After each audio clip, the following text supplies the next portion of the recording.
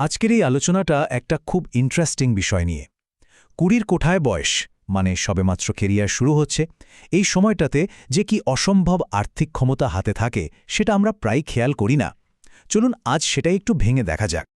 আচ্ছা, একটা সহজ প্রশ্ন দিয়ে শুরু করি, কেমন? ভাবুন তো, ২০ বছর বয়সে জমানো ১ টাকার যা দাম, ৩০ বছর বয়সে জমানো ১ টাকার দামও কি ঠিক তাই? প্রশ্নটা শুনতে খুব সোজা, তাই না? কিন্তু এর উত্তরটা আপনাকে কিন্তু বেশ চমকে দিতে পারে।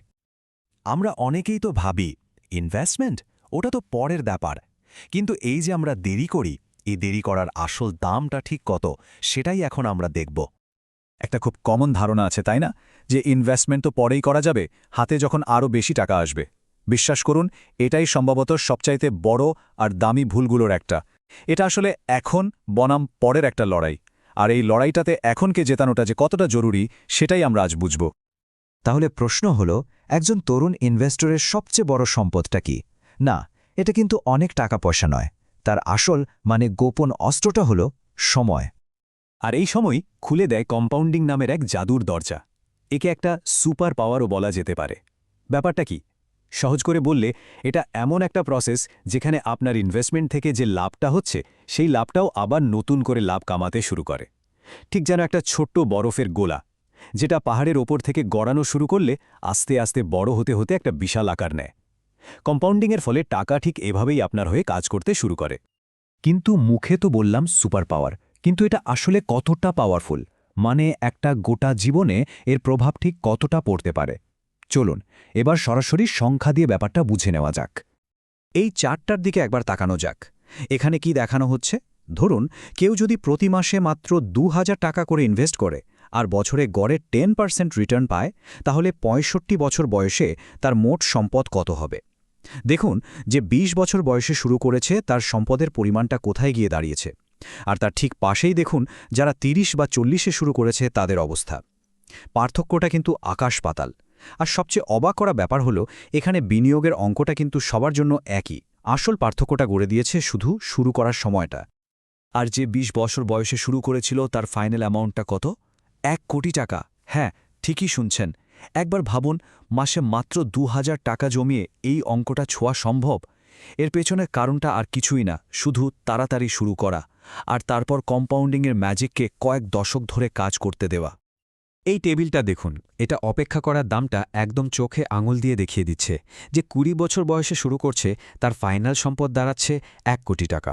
এবার দেখুন, যে মাত্র ১০টা বছর দেরি করেছে, মানে ৩০ বছর বয়সে শুরু করেছে, তার সম্পদটা শটান অর্ধেক হয়ে গেল মাত্র ৫০ লক্ষ টাকা। আর যে ৪০-এ শুরু করেছে তারটা আরও অর্ধেক। তার মানে কি দাঁড়ালো? সোজা কথায়, ২০ বছর বয়সে ইনভেস্ট করা ১ টাকার যা ভ্যালু, ৩০ বছর বয়সে করা ১ টাকার ভ্যালু তার প্রায় অর্ধেক। কিন্তু সময় যে একমাত্র সুপার পাওয়ার, তা কিন্তু নয়। একজন তরুণ বিনিয়োগকারীর হাতে আরও কয়েকটা দারুণ কৌশলগত সুবিধাও থাকে। কি কি সেই সুবিধা? চলুন এক ঝলকে দেখে নিই। প্রথমত, ঝুঁকি নেওয়ার ক্ষমতা অনেক বেশি থাকে। দ্বিতীয়ত, সাধারণত জীবনযাত্রার খরচ কম থাকে। আর তৃতীয়ত, খুবই কম খরচে ইন্স্যুরেন্স বা বীমা পাওয়ার সুযোগ থাকে। এই সবগুলো যখন একসাথে কাজ করে, তখন কম্পাউন্ডিংয়ের শক্তিটা আরও কয়েক গুণ বেড়ে যায়। তাহলে আসা যাক প্রথম সুবিধার কথায়, ঝুঁকি নেওয়ার ক্ষমতা। দেখুন, অল্প বয়সে ফোকাসটা হওয়া উচিত সম্পদ রক্ষা করার থেকে অনেক বেশি সম্পদ বৃদ্ধি করার দিকে। এখানে দুটো অ্যাপ্রোচের তুলনা করা হয়েছে। একদিকে আছে ইকুইটি বা স্টকের মতো হাই গ্রোথ অপশন, যেখানে লম্বা সময় অনেক ভালো রিটার্ন পাওয়ার সম্ভাবনা থাকে।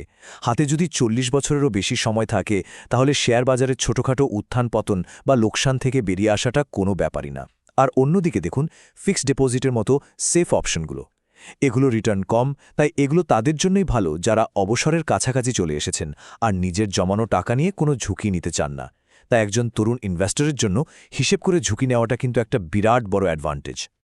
এবার আসি দ্বিতীয় সুবিধাতে। সেটা হলো ইনভেস্ট করার জন্য হাতে বেশি টাকা থাকার সুযোগ। ভাবছেন কিভাবে? কারণটা খুব সহজ। কেরিয়ারের শুরুতে সাধারণত আমাদের কাঁধে আর্থিক দায়িত্ব অনেক কম থাকে। আর এই সুযোগটাকে কাজে লাগানোর জন্য একটা সহজ কিন্তু খুব পাওয়ারফুল নিয়ম আছে। যা আয় হবে তার অন্তত ২০% ইনভেস্ট করা। এটা তখনই সম্ভব যখন লাইফস্টাইল ইনফ্লেশন, মানে জীবনযাত্রার খরচ বাড়ার প্রবণতাকে আটকানো যায়। মানে মাইনে বাড়লো আর সঙ্গে সঙ্গে একটা দামি ফোন কিনে ফেললাম বা কথায় কথায় রেস্টুরেন্টে খাওয়া শুরু করলাম, এই জিনিসগুলো না করে সেই টাকাটা যদি বাঁচানো যায় তাহলে পুরোটাই ইনভেস্টমেন্টের দিকে চলে যেতে পারে।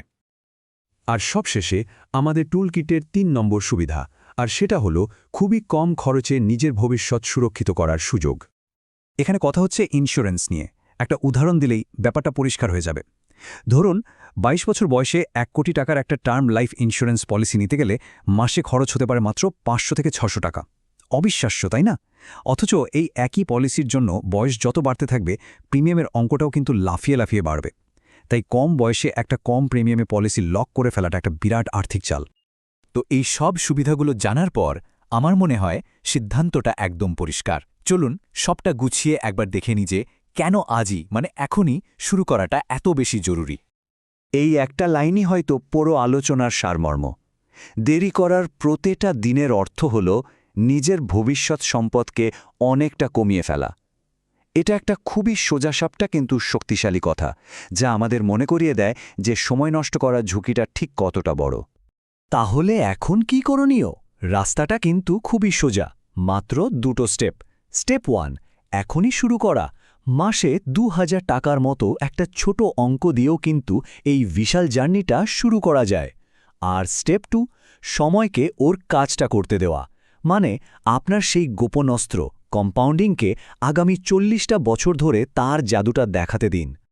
শেষ কথা হলো, এই যে সম্পদ তৈরির বিশাল একটা যাত্রা, এর শুরুটা হয় কিন্তু একটা মাত্র সিদ্ধান্ত দিয়ে। এখন প্রশ্নটা হলো, সেই সিদ্ধান্তটা নেওয়ার সঠিক সময়টা কবে?